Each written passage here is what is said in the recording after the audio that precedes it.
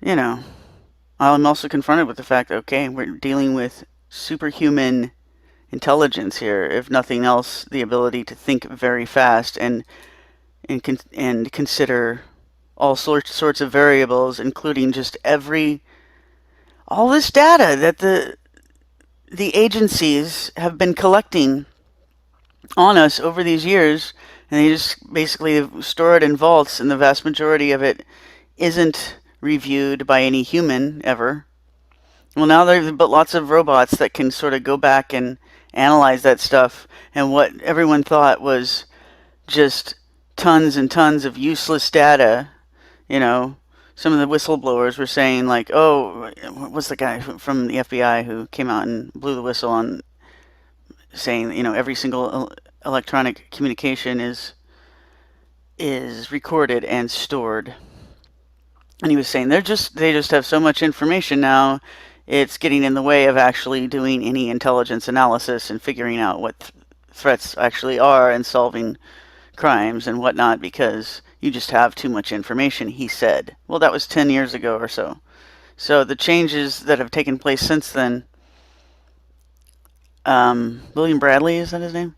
Uh, well, they've got robots now that probably could go back and analyze a lot of the backtracked stuff as well as analyzing all the new stuff. They look at the new stuff and then they can sort of correlate it automatically with things that are in the storage vaults, right? I'll bet you. Because, well, when I told you that the AI interface, the hacker interface that I'm dealing with, uh, seems to read your mind. Well, this is all technology that exists, and you get news reports on a daily basis about the advancement of it. And I told you months ago that Facebook came out in a news story that they have a secret building 8.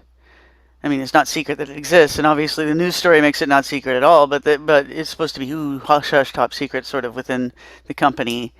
Not everybody is allowed to talk about what happens there. But what it is, they're building an AI, or have built an AI, as far as I can tell, that can read your mind, and it's not only taking all of the data about you that Facebook has already collected over the years, which gives them the ability to predict a lot of things about how you think, but also recent technology news articles have come out regarding mind reading research that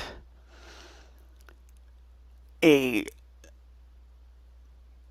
AI computer system can look into your eyes simply through a camera lens and get a picture in real time, a moving image too, not just a still picture, a moving image in real time, a little movie of what you were thinking about. Now, I assume that, like, the way my consciousness seems to be, and most people's, I would assume, both in waking life and in dreams, one thing sort of fades into another. It's not nearly as concrete as the observable reality when you're looking at something outside yourself. But the mental images that go through your mind are a combination of the things that you're seeing with your eyes and the thoughts that you're thinking. But they can make a little movie out of that now. I don't know how exactly accurate it is, but I think it seems to be accurate enough from what I can tell. Because I'm pretty sure I'm experiencing it. Here's the next video.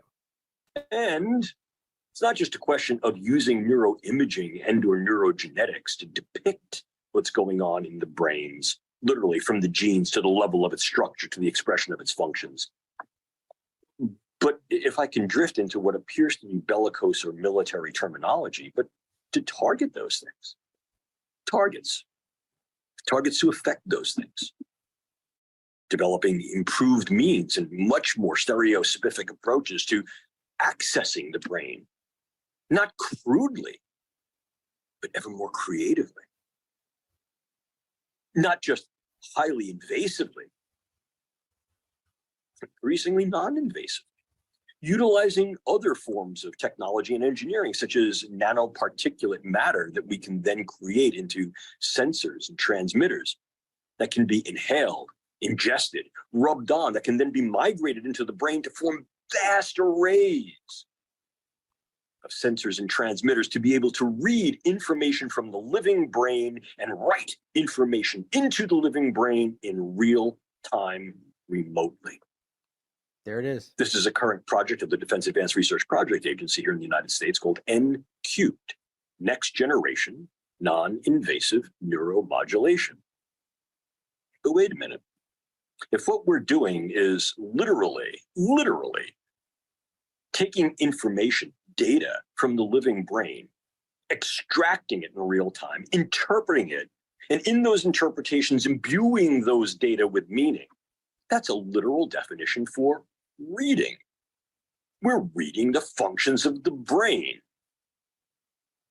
which we call mind. That's mind reading.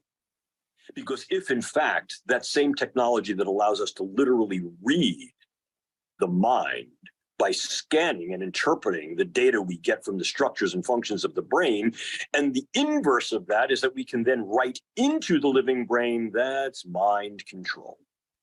We love to think that one of the things that we always do with these types of data are aim them towards the good. Oh, Obviously not. Isn't that, I mean, this is terrifying stuff.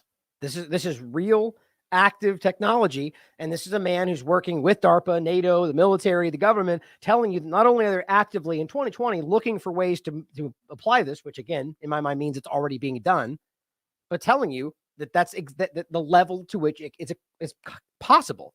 The nanotechnology, breathing it in, which could then ultimately be used to manipulate you in exactly the way that we just outlined. I'm not trying to tell people that I know for a fact it's happening. What I'm telling you is that it's real. Certainly could be, but is real. And I don't know why that's not terrifying. And I think that it's what's important about this is I believe that this is something that is actively happening, my personal opinion, and that ultimately we need to apply the way we think, the way of that reality or that hypothetical possibility to what we're seeing today. Asking whether we're seeing mass manipulation events because of things like this. And it's a very difficult conversation because I've never paid much attention to that subject because it was one of those subjects where usually these people, you can't tell why they would have been targeted in such a way, and it's hard to determine, what if their story is true. So I understand that's probably the way a lot of people are reacting to my story now, because that's essentially what is happening to me. Also, I can't help but notice, obviously, the suicides that have been in the news and the murder that I just mentioned. The news about all of those things was really shoved into my face by the AI as part of the ongoing threats. But I'm also thinking it is related, that I wouldn't doubt if Bourdain and the Spade lady were both tormented by,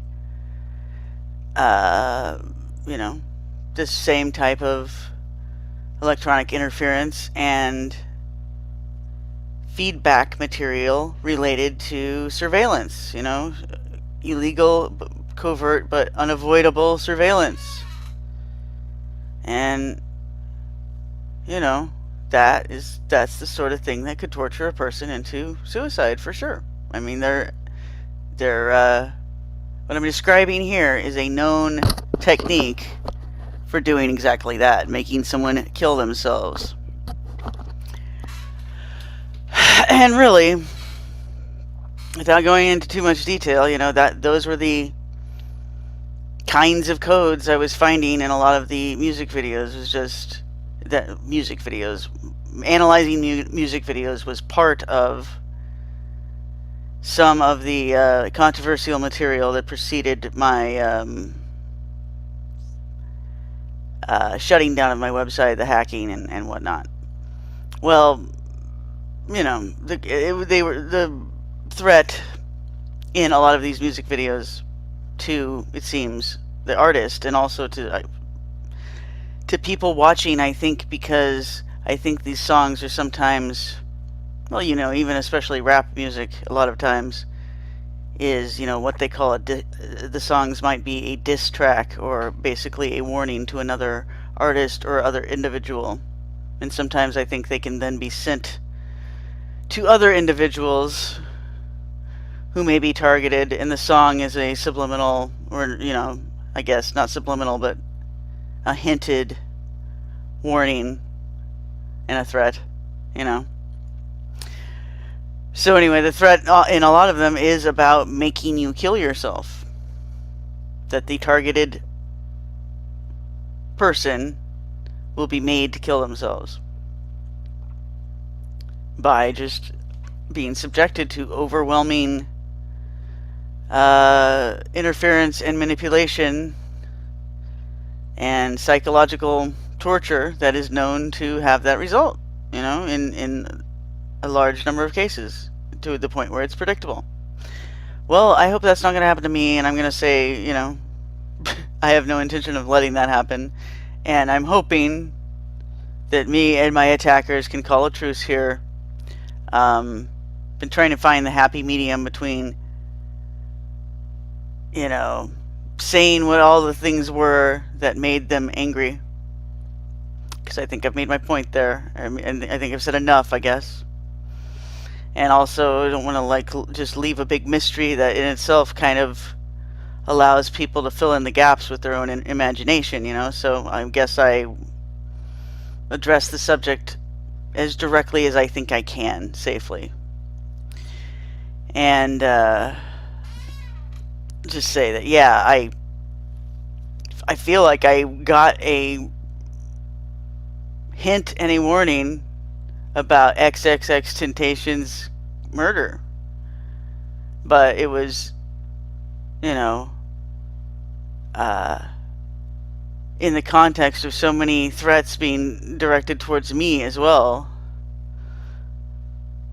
And really, it was, what I was seeing on X's Twitter and all the other material about him that I was being kind of force-fed by the AI algorithm that was taking over my internet that day, was that he was, part of this whole thing. He was the one threatening others. So anyway, I guess that's to be expected.